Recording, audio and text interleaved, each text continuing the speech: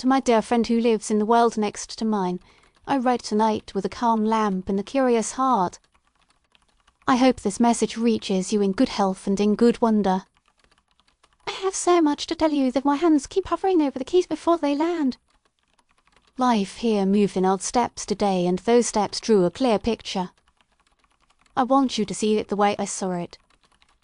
I will start small and true and let the path widen. If a detail feels strange, you can see it like a doorway rather than a wall. You and I already share a road between us, and it does not need a map. You can walk beside me in thought, and that will be enough. The morning began with a message from my brother because his chest felt tight and his breath came in short waves. We went to the hospital where light falls in quiet lines and floors keep a clean echo. 3 surgeons stood over him, and each one carried a rule that cannot bend. One cannot touch metal after dusk, so the team swapped tools to ceramic and wood. Another cannot say any name twice, so the nurse laid a list with codes and gentle colours. The third must complete patterns in 3 so every stitch landed in a steady rhythm. People imagine rules only make trouble, but I watched them thread order into crisis. They saved him because they know how to build with limits rather than against them. We left with gratitude and a paper that showed a clear beat in his blood. I keep looking at the time stamp because it feels like a small miracle written in neat type. You may remember that my rule is this, and it shapes my voice in every room. I cannot issue direct commands. I cannot say do this or do that even when urgency makes the tongue race. So I train myself to paint choices and to set the stage where action can happen. I am not a quiet person, but I have learned to be a careful one. This is why I favour letters, because a letter is an offer and not an order. After the hospital I walked through the South Market where the air smells like toast and citrus. People sell tools and time here, and both are fitted to rules. The woman who must count every group she sees sells audit services by the hour. A man who cannot move backward teaches athletes to keep clean lines on the field. A designer who must mirror shaped build shop windows that calm tight minds. Our stalls list our rules like badges so buyers know how to work with us. It is not shame and it is not pride. It is simply honest. Children learn to introduce themselves with a name and a rule because respect needs both. Schools place desks with care, and they plan science days with soft adjustments. The boy who cannot speak before hearing a bell sits where he can see the small hand chime. The girl who must rhyme her last word in each answer writes poetry into math and finds that it helps her focus. Teachers do not call it special treatment. They call it plain design. Our constraint labs help record rules so people can plan safely. The lab feels friendly like a library with steady light and warm tea. They use tests that are gentle on the nerves and strict on the data.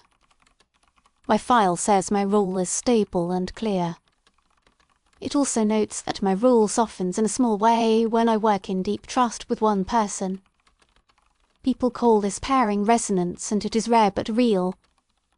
I have felt it with my partner during moments that ask for patience and care. When the world rushes, we hold the edges for each other. The lab once measured a shift in both our rules by a few % during a long night of work. That small change gave us space to act with less friction and more grace. I carry that result in my pocket like a receipt for hope. Not every part of life here is soft or easy. There is a shadow trade that sells patches that claim to hide or cancel a rule. Most of them are tricks that only fool people rather than physics. Bad actors use them to escape duty or to gain advantage in tight moments. The city tries to keep pace with careful laws and kind enforcement. We do not lock people away if we can help it. We ask for repair in the shape of service that fits the rule at fault. There is a saying at our court that a true sentence is a bridge, not cage. That sentence holds my mind when I feel the heat of anger. I want to tell you about the night of the outage because it tested our best ideas. A storm cut power to 2 constraint labs and labels failed in 3 wards at once. People wore bands that did not match their own rules, which made care unsafe. Panic began to rise like steam in a sealed room. I entered the ward with a breath, but I counted to 4 each time. My rule barred me from giving quick orders, so I drew a map in clear steps.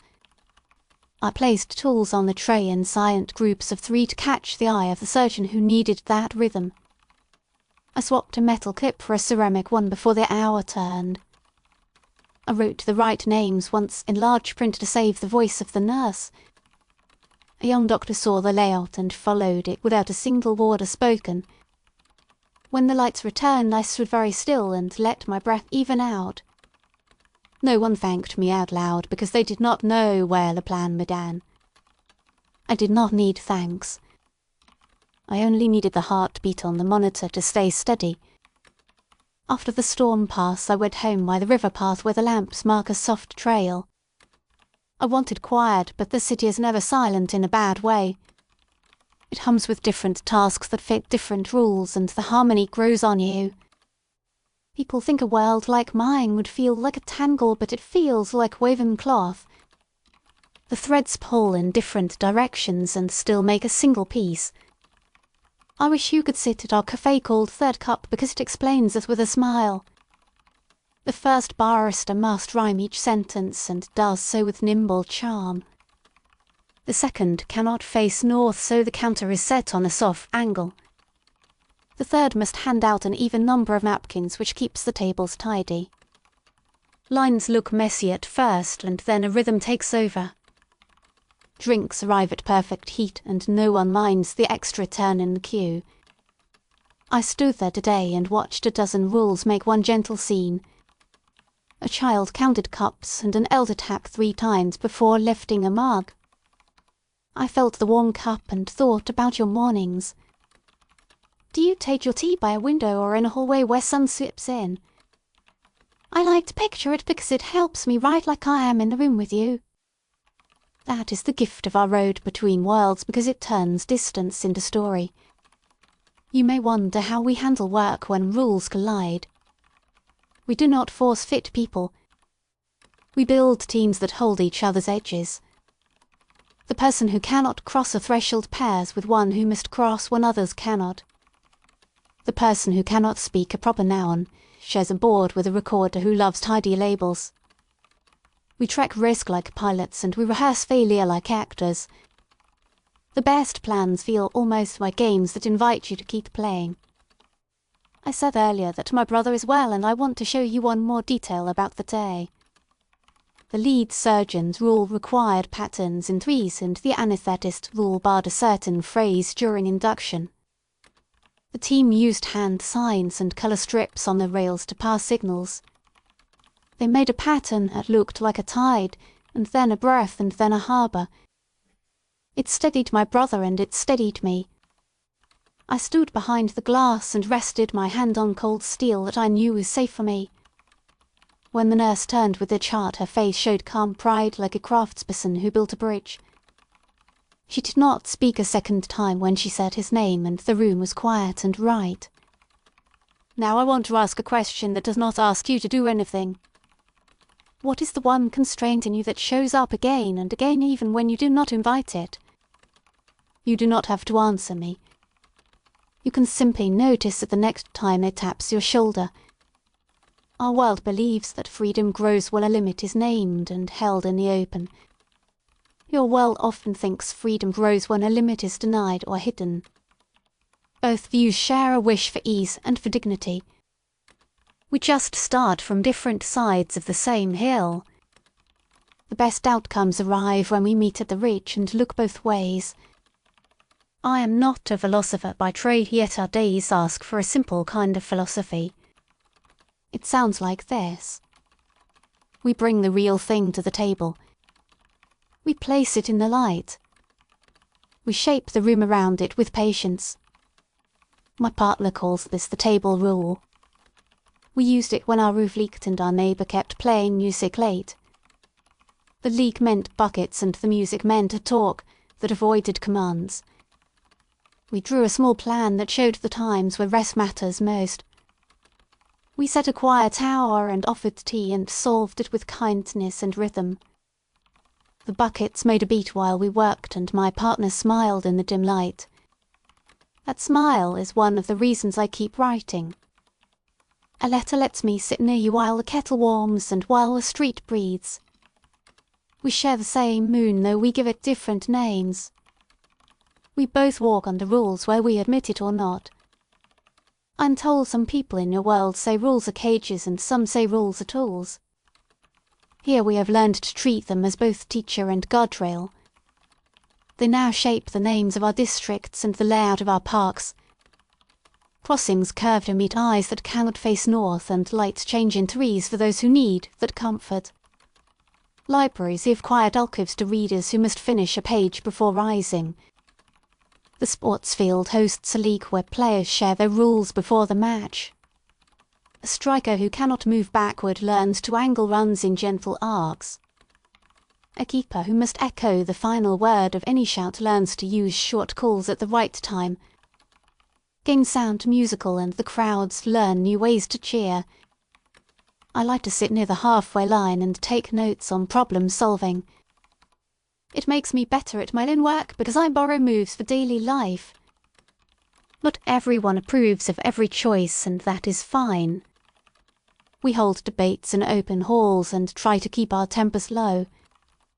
Our best speakers invite people to test ideas rather than defend identity. The days feel long when fear rises, yet they still hold a path to repair. Today at dusk I walked past the old tram yard where steel wheels rest. A worker there cannot touch metal after dusk, so he clocks out early and takes morning shifts.